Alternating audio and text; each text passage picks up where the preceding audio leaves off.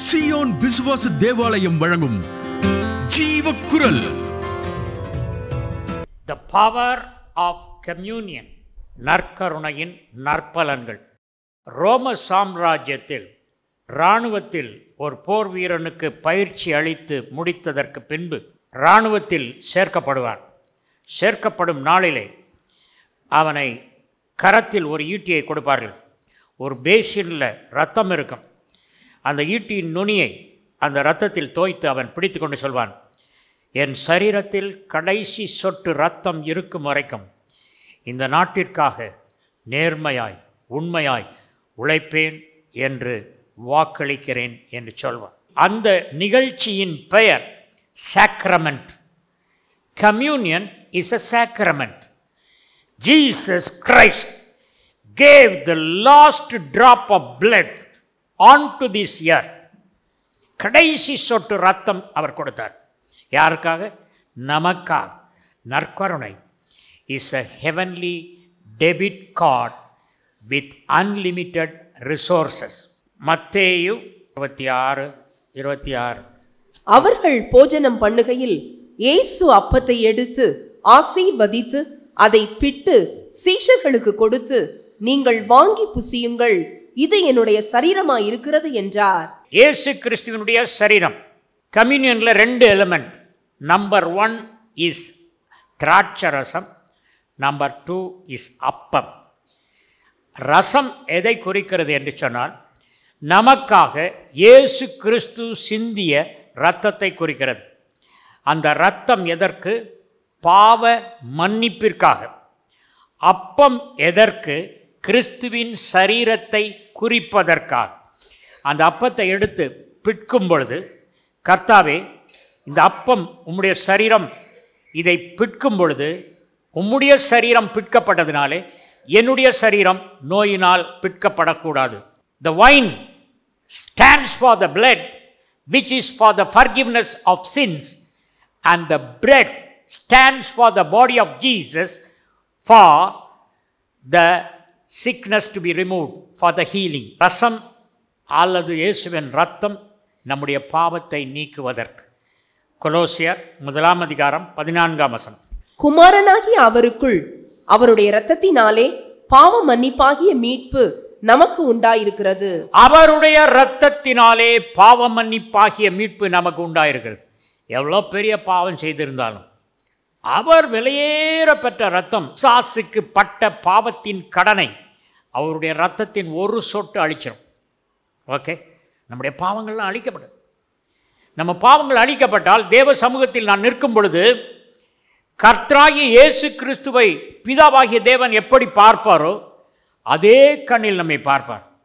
நம்ம தான் நடுங்கிட்டு இருப்போம், ஆண்டவரே நான் இவ்வளோ தப்பு செய்தேன், உங்களுக்கு எல்லாம் தெரியுதா, ஞாபகம் இருக்குதா, நாம் என்னை பார்க்கும்போதெல்லாம் யோசிக்கிறீங்களா?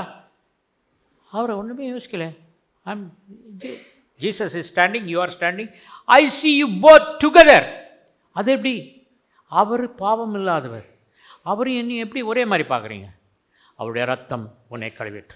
எபேசியர் 1:7. அவருடைய கிருபையின் ஐஸ்வர்யத்தின்படியே இவருடைய இரத்தத்தினாலே பாவ மன்னிப்பாகிய மீட்பு இவருக்குள் நமக்கு உண்டாயிருக்கிறது. பாவ மன்னிப்பாகிய மீட்பு இயேசு கிறிஸ்துவுக்குள் நமக்கு உண்டாயிருக்கிறது. ரத்தம் பாவ மன்னிப்பிற்கு, அப்பம் உடல் ஆரோக்கியத்திற்கு. ஒரு சமயத்தில் மத்தேயு 15 சிரோபெனிக்கியாள், Syrophoenician woman came to Jesus Christ. என்னுடைய மகளுக்கு பயங்கர பிசாசு, அவளை கூட்டு வர முடியாது, ஒரே கலாட்டா பண்ணிடுவாள், விட்டே விட்டோன்ட்டேன், அதனால் இப்போ அவளுக்காக நீங்கள் ஜெபிக்கணும். இயேசு சொன்னார், தெய்வீக சுகம் பிள்ளைகளின் அப்பம். நீ பிள்ளை இல்லை, நீ சபிக்கப்பட்ட கானானிய பெண். ஆதியாகமம் 9 வாசித்து பார்ப்பீர்கள் என்றால் கானான் சபிக்கப்பட்டவன் என்று சொல்லப்பட்டிருக்கிறது. அது நம்முடைய சப்ஜெக்டில் I don't like to go into it. பிள்ளைகளின் அப்பம் என்பது இயேசுவின் சரீரம். அந்த சரீரம் பிட்கப்பட்டதினாலே நாம் பிட்கப்பட தேவையில்லை. அந்த சரீரத்தின் மகிமையை பற்றி நான் சொல்ல விரும்புகிறேன். அந்த ஆட்டுக்குட்டியின் இரத்தத்தை சிந்தி எசேக்கியா நாட்களில் பஸ்கா பண்டிகையை ஆசரிக்கும்படி எல்லாருக்கும் அவன் சொன்னதினாலே அவனுக்கு மரண தண்டனை விதிக்கப்பட்ட சமயத்தில் அவன் சொன்னான், யோசித்து பாருங்கப்பா, எத்தனை பேருக்கு பஸ்காவை ஆசரிக்க நான் சொன்னேன், நான் செய்ததை நினைவு கூறும் என்று சொன்னவுடன் ஆண்டவர் உடனே நினைவு கூர்ந்தார். சொல்லு ஏசாயா, வீட்டுக்கு போயிடாத, பாதி தூரத்தில் ரிட்டர்ன் பேக், அவன் மரண தண்டனையை நான் கேன்சல் பண்ணிட்டேன், ஆரோக்கியம் அடையுமா, 15 வருஷத்தை கூட்டி கொடுக்குறேன் அப்படின்னு சொன்னார்.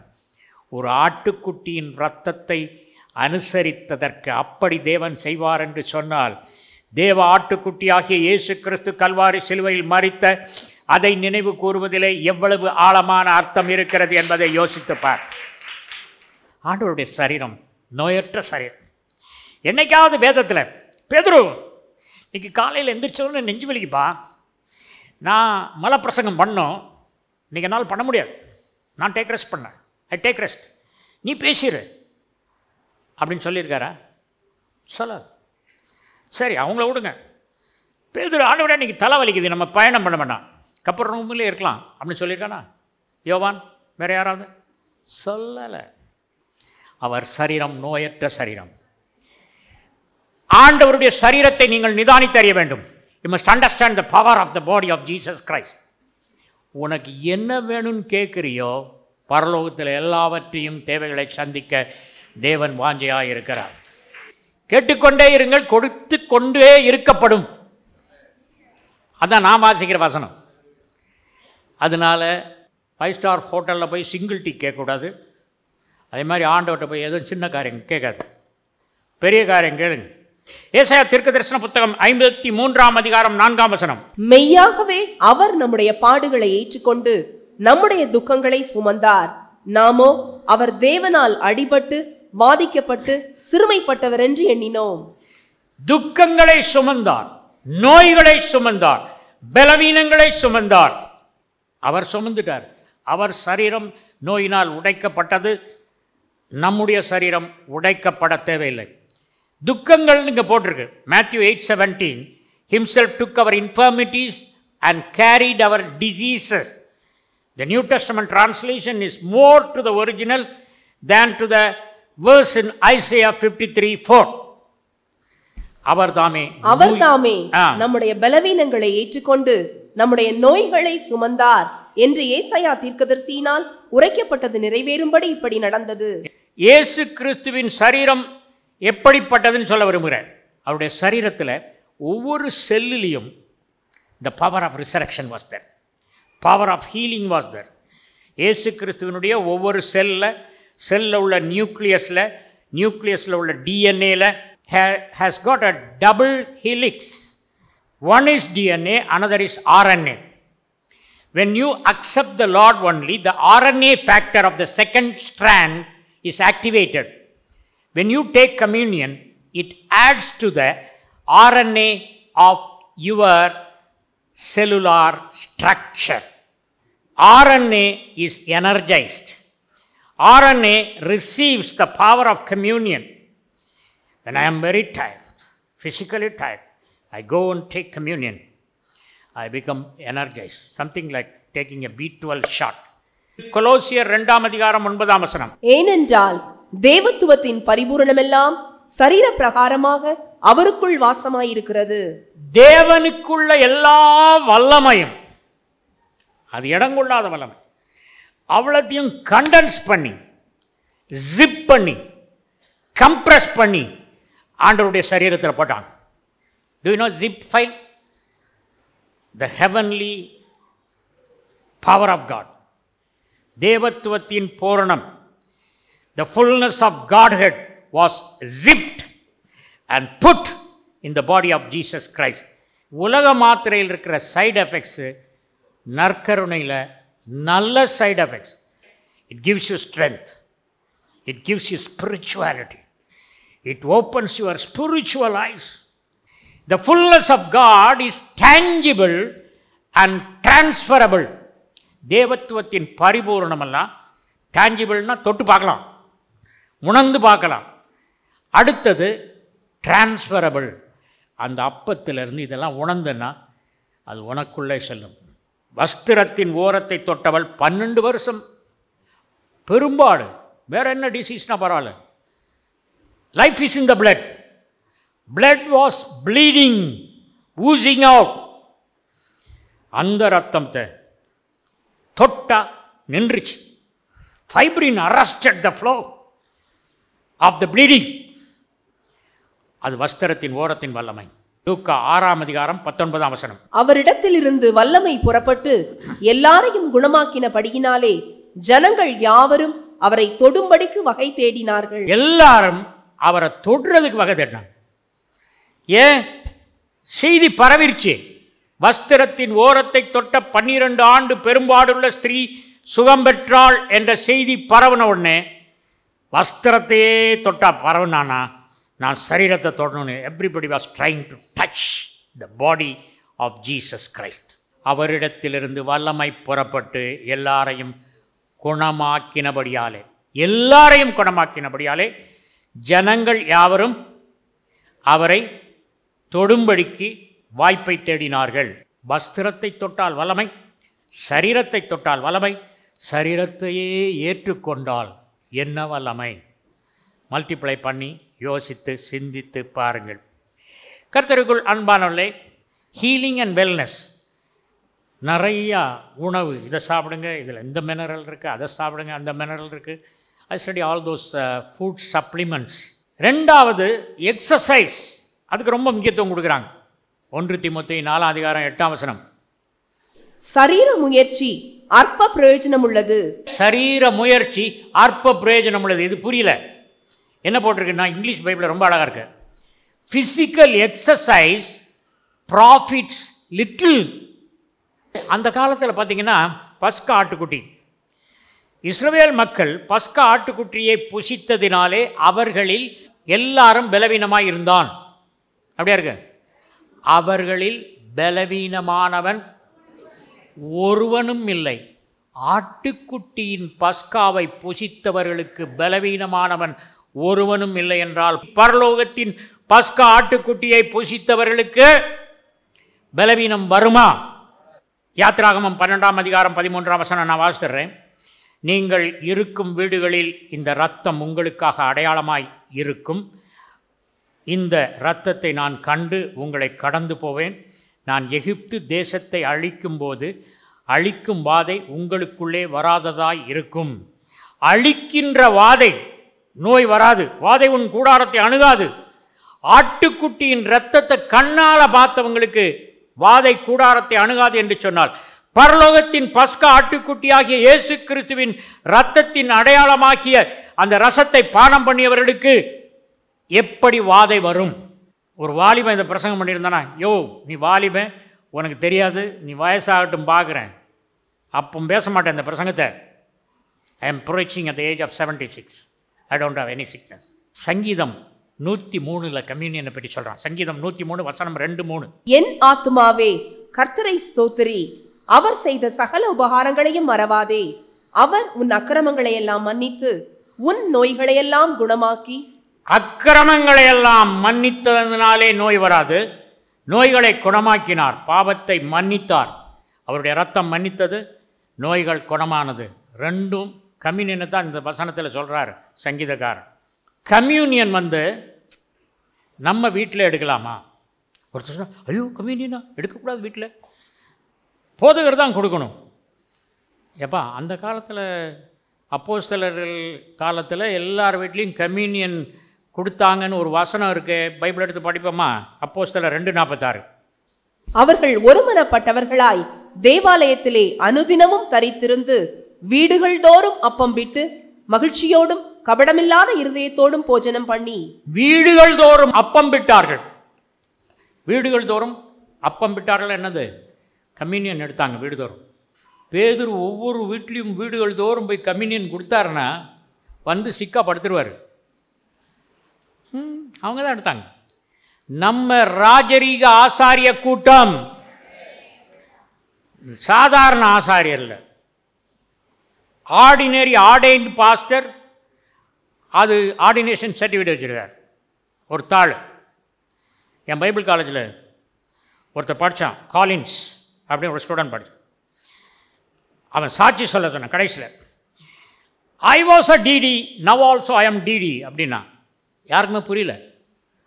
என்னவா காலேஜ் சொல்கிறேன், I was a TT, now also I am TT after the Bible college அப்படின்றான். கொஞ்சம் விளக்கமாக சொல்லுப்பா. I was a diesel driver, now I am a demon driver. What a sentence. 1 பேதுரு 2:9.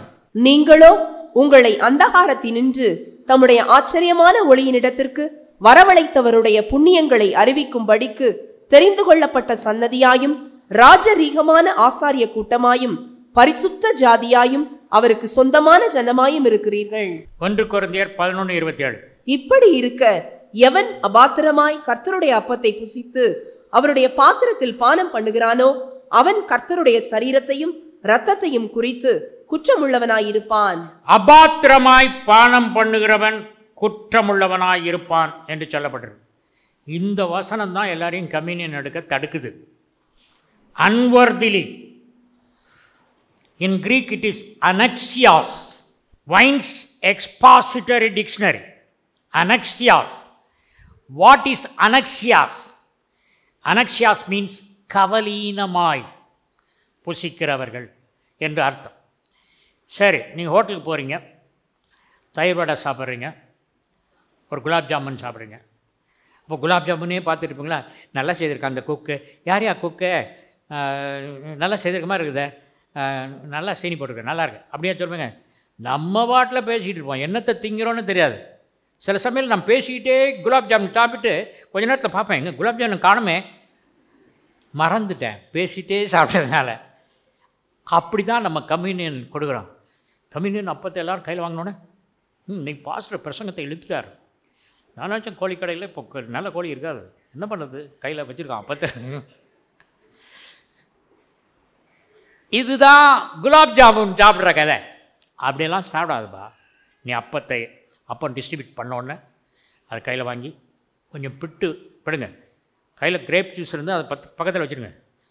கர்த்தாவே, நம்முடைய சரீரம் பிற்கப்படாது, என் சரீரம் நோயினால் பிற்கப்படும். This is a prophetic act. தீர்க்க தரிசன கிரியை. இதை பிற்கும் போகிறத பரலோகம் பார்க்கும். அப்பா, நம்ம சிலுவையில் என் சரீரம், இயேசுவின் சரீரம் பிற்கப்பட்டதை இவன் யோசித்து என்னை நினைவு கூறும்படி இதை செய்யுங்கன்றான். கம்யூனியனை வாங்கிட்டு அவரை நினைவு கூறுறது போல் நம்ம என்ன நினைவு கூறுறோம்? சிக்கன். அப்போ டெலஸ்கோப். அது கூட 2000 வருஷத்துக்கு அப்புறம் போய் சிலுவையை பாருங்க. அதுதான் பாத்திரமாய் பூசிக்கிறது. சாப்பிட்றதுல ஆபத்தும் இருக்குது, நன்மையும் இருக்குது. கெட்டுப்போன சாப்பாடு சாப்பிட்டீங்கன்னா என்னது? Food poison. சாப்பிடக்கூடாதுன்னு சொல்கிறத சாப்பிட்டாலும் தப்பு, சாப்பிடுன்னு சொன்னதை சாப்பிடாட்டாலும் தப்பு.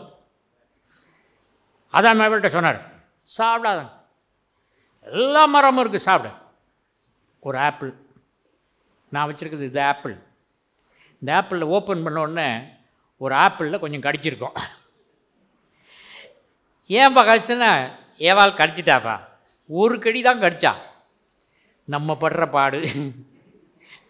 அந்த அம்மாவை அங்கே போகும்போது ஆதாம் கையை பிடிச்சி இழுத்திருந்தான்னா இன்றைக்கி நம்ம கஷ்டப்பட மாட்டோம். அவன் புட்டான், அந்த அம்மாவை கலத்தி விட்டான். நம்ம எல்லாம் கஷ்டப்படுறோம்பா. எவ்வளோ வேதனை, எவ்வளோ டாக்டர். அன்னைக்கு அந்த கடி, one byte brought the entire world into sin. So also one bite of the communion. Anxious, கவனத்தோடு புசித்தாள். ஸ்நாக் சாப்பிட்றது போல, குளிர்பானம் சாப்பிட்றது போல சாப்பிடாது. கவலீனமாய் அதான் புசிக்கிறது. பக்தியுடன் சிலுவை மரணத்தை தியாகமாக கருதி புசிக்க வேண்டும். அந்த காலத்தில் பஸ்கா பண்டிகை கம்யூனியன் எடுக்கிறதுக்கு எல்லோரும் வருவாங்க. அந்த காலத்தில் நம்ம மாதிரி கோயிலில் கிரேப் ஜூஸு அப்பத்தெல்லாம் கொண்டாந்து வச்சு ரெடி பண்ண மாட்டார். அவங்கவுங்க வீட்டில் இருந்து தூக்கிட்டு வருவாங்க. கம்யூனியன் நடக்கும். கொஞ்சம் பணக்காரங்கள்லாம் முதல்ல வருவாங்க. இந்த ஏழைகள்லாம் வர்றதுக்கு முந்தி நம்மலாம் போயிட வேண்டியதான் அப்படின்னு இவங்க கம்யூனியன் எடுத்துகிட்டு போயிடுவாங்க. பேதுரு பார்த்துட்டு இருப்பார், இவங்களாம் பெரிய ஆட்கள்ப்பா, அவங்களாம் ஒன்றும் சொல்லக்கூடாது அப்படின்னு. கம்யூனியன் எடுக்க நிறைய பேர் வராங்க, 1000 பேர் வராங்க. 10 நிமிஷத்தில் 100 பேர் போகிறாங்க, 15 நிமிஷத்தில் 15 பேர் போகிறாங்க. அப்போ பார்க்குறான் பேதுரு, இவங்களாம் பெரிய ஆட்கள், என்னமோ சொன்னால் வம்பு, வாயை பொத்திட்டு இருக்கான். பவுல் அங்கேருந்து வரான். பேதுரு, இது என்ன கம்யூனியனா? மனம் போல் கண்ணா பின்னான்னு வீட்டில் இருந்து கொண்டுறாங்க. அவங்களெலாம் இங்கே வந்து கண்ணா பின்னான்னு சாப்பிட்றது போல் வீட்லேயே கண்ணா பின்னான்னு சாப்பிட சொல்லு. அதுதான் அபாத்திரமாய் பூசிக்கிறது. You understand the Bible correctly? Okay. 1 கொரிந்தியர் 11:22-23. புசிக்கிறதற்கும் குடிக்கிறதற்கும் உங்களுக்கு வீடுகள் இல்லையா? கம்யூனியனை கொண்டு எல்லாரும் கொண்டு ஒன்றாக புசிக்கணும். நம்ம இங்கே சர்ச்சில் என்ன சொல்கிறோம்? எல்லாருக்கும் டிஸ்ட்ரிபியூட் பண்ணதுக்கப்புறம் தேவனுடைய குடும்பத்தின் அங்கத்தினர்களாக கர்த்தருடைய போஜனத்தை பங்கேற்போமாகன்னு சொன்னோன்னே எல்லோரும் ஒன்றா எடுக்கிறோம். அங்கே பணக்காரன் முதல்ல எடுப்பான், அவன் போயிடுவான். அடுத்த கடைசியில் ஏழை வந்து அவன் எடுத்துகிட்டு வருவான். Communion confusion. ஆனால் அப்படி இல்லை. அவன் கேட்குறான், பவுல் கேட்குறான் 2 கொரிந்தியரில், புசிக்கிறதற்கும் குடிக்கிறதற்கும் உங்கள் வீடு இல்லையா? அங்கே போய் குடிங்க, இங்கே குடிக்காதுங்க. தேவனுடைய சபையை அசட்டை பண்ணி இல்லாதவைகளை வெட்கப்படுத்துகிறீர்களா? உங்களுக்கு நான் என்ன சொல்லுவேன்? இதை குறித்து உங்களை புகழ்வேனா? புகழேன். நான் உங்களுக்கு ஒப்புவித்ததை கர்த்தரிடத்தில் பெற்றுக்கொண்டேன். ஏனென்றால் கர்த்தராகிய இயேசு தாம் காட்டி கொடுக்கப்பட்ட அன்று ராத்திரியிலே அப்பத்தை எடுத்து, அதாவது ஆவியானவர் தான் வேதத்தை எழுத்தாளர்களுக்கு சொல்லி எழுத வச்சார். ஆனால் கம்யூனியனை மாத்திரம் பவுல் பேனாவை கிழவை வேறு பேனாவை எடுத்துக்கோ, இதுவரைக்கும் ஆவியானவர் சொன்னதை எழுதுனேன், இப்போ நான் சொன்னதை எழுது அப்படின்னு இயேசு கிறிஸ்து பர்சனலாக பவுலுக்கு சொன்னது இங்கே எழுதி வைக்கப்பட்டிருக்குது. அதான் அவன் என்ன சொல்கிறான்? 1 கொரிந்தியர் 11:23. நான் உங்களுக்கு ஒப்புவித்ததை கர்த்தரிடத்தில் பெற்றுக்கொண்டேன். என்னவெனில் கர்த்தராகிய இயேசு நான் உங்களுக்கு ஒப்புவித்த இந்த கம்யூனியனை அவர்கிட்ட இருந்து பெற்றுக்கொண்டேன். மற்றதெல்லாம் ஆவியானவர் சொல்லி எழுதினேன். இது இயேசு கிறிஸ்துவை பர்சனலாக வந்து பவுல் stop writing what Holy Spirit is telling, write what I am telling, write about the communion. He wrote. Communion is such a big event. ஜீவக்குரல் 14/1 மங்கம்மாள் சாலை, KK நகர் அஞ்சல், திருச்சி 620021, தமிழ்நாடு, தென்னிந்தியா. மொபைல் எண் 919025432432.